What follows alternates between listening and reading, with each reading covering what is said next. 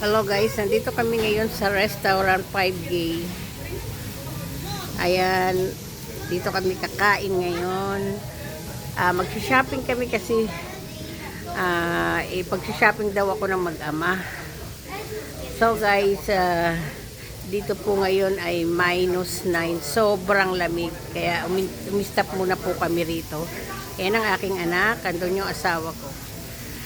Ayan. Sorry. Ito yung asawa ko. Ang ganda-ganda ng anak ko. Yan. Yeah. Kakain kami dito ngayon. Magla-lunch kami. Naisipan ng mag-ama na pag-shopping daw ako. Wow. Okay guys. Konti muna ang aking video. Okay. Ayan, may darating. Okay, bye.